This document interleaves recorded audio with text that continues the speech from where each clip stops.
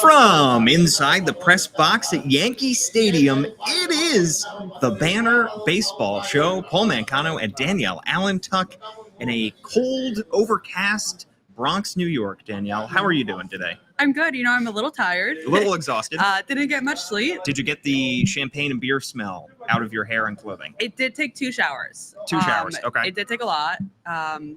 Only got like 4 hours of sleep, but my Garmin's yelling at me that I haven't slept much, but it'll be okay. We're I'll back. sleep in the off season, yeah. Exactly. We sleep in November. Yeah, I have a pumpkin coffee. I'll get through it. Yeah, the thing is, it's going to be a race from here on out. It's going to be no days off. Some days off for the Orioles, but no days off for us as we race towards the postseason. Because in case you haven't heard, the Baltimore Orioles are playoff bound. They clinched their postseason berth in back-to-back seasons for the first time since 1996-97 yesterday with a 5-3 win over the Yankees. They also got a little bit of help because Minnesota lost to a Miami Marlins team that boasted Connor Norby and Kyle Stowers, and also pitching in that Minnesota game was our old friend Cole Irvin. In the ninth inning. In the ninth inning.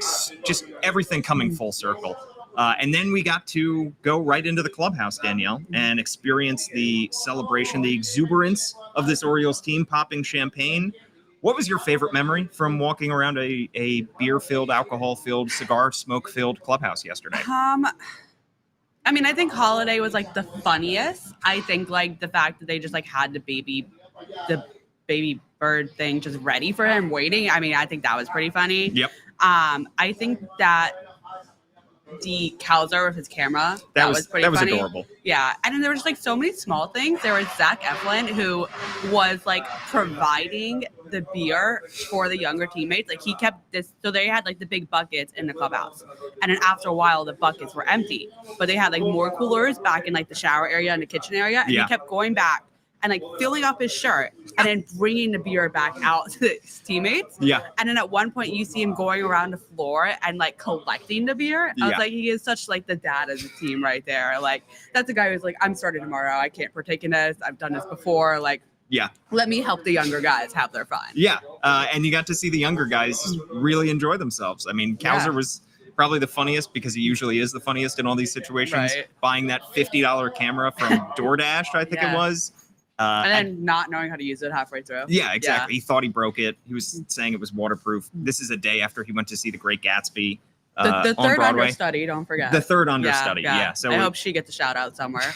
He said it was their punt lineup on Broadway for that, which is a little sad. I hope that I'm sure she was excellent. Look, even the third stringer on Broadway is pretty excellent. Yeah, much better than us. Exactly. But it was a blast, obviously, for the team to be postseason bound and probably going to be the only clinch that they will get to celebrate in the last 5 days of the regular season, because the Yankees are on the verge of winning the AL East. Orioles would have to win out. Yankees would have to lose out for the Orioles to get that spot.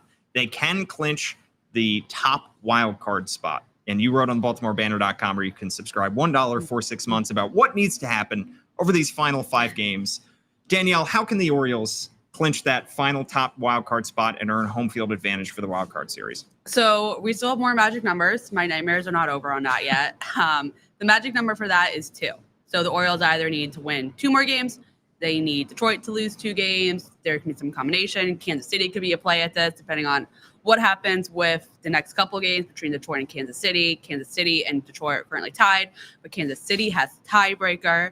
So basically the Orioles can control it by winning the next 2 games. They can get some help from Kansas City and Detroit, but it can happen anytime in the next couple of days. Yeah, it's a very, very high percentage chance. Yes. The Orioles are 4 games up on both those teams right now.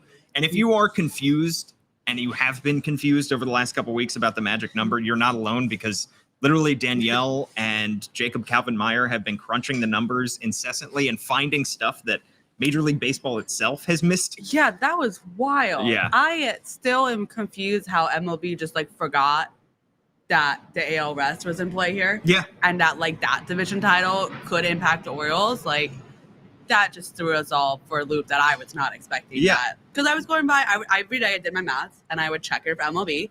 And then they would send me back the official award and what it was. And there was never, ever that in play. So I know it was 5 days ago at this point, but I'm still not over it. Well, it's the thing about the magic number is the magic number used to make sense when there was a game 163, when there weren't these tiebreakers in play here like there is. Or any extra wild card. Exactly. Yeah. But because of the tiebreakers, the magic number is not exactly a set equation anymore. No. It comes down to so many different factors that can be in play. Yeah, there's an equation, Yes. but then there's like 4 different tiebreaker rules. Yeah. And Yeah. these teams are all playing each other at the end of the season. So Yeah. it has been immensely confusing, but thank you for following Danielle's great coverage of the magic number. And there still is more to go. So we're talking about the Orioles facing potentially Detroit and Kansas City in the wild card round. Those two the most likely, with Minnesota being 2 games back of those two. Of those 2 teams, we can talk a little bit about Minnesota, but considering it's probably going to be Tigers or Royals, which of these teams scares you more in a potential wild card series? I mean, I think that's a hard question to answer because the Orioles haven't seen Kansas City since April. A lot has changed since April for both of these teams. Yep. I mean, I think in April, if you said that Kansas City was this far ahead, I don't think many people would believe you. Yeah. I mean, they had the roster moves in the offseason, they had the talent, but they just didn't put it together last year. So you didn't expect this. I think personally, the Tigers probably scare a little bit more just because the Orioles struggled against them in the past 2 weeks, going 2-4 against them, and they didn't even see their top pitching. Yeah. They didn't see Tarek Skubal. They just brought up what their top pitching prospects, like they're just getting stronger. And when a team is that hot at the end of the year, like they can go far. I mean, we all saw the Rangers last year. So I think that they're scary. I don't think that the Royals are easy by any means. I mean, they have Cole Reagans and Seth Lugo and Bobby Witt Jr. They're a really fast team. They steal a lot of bases, which is not going to be great against Corbin Burns, who typically gives up a lot of base stealers. So I think they're both tough. It's a toss-up. Fortunately, Craig Kimbrell isn't still on this That's Orioles true. team to allow base runners to advance pretty easily. But yeah, that has been a significant problem for Corbin Burns. And like you said, they're scary for different reasons. Yeah.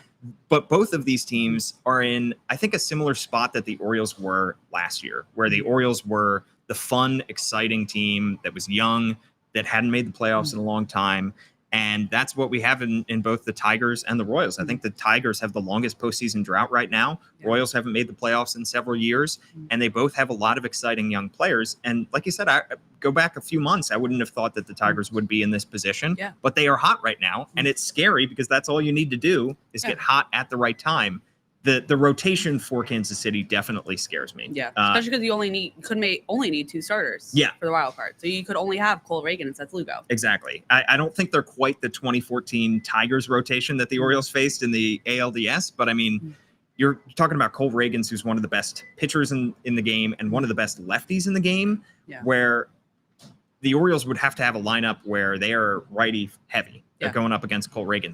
And good thing they got some righties back, though. Exactly. Good thing they have Ryan Mountcastle back and Jordan Westberg back and Ramon Arias back. So we'll see exactly who they face in the wild card round. But when you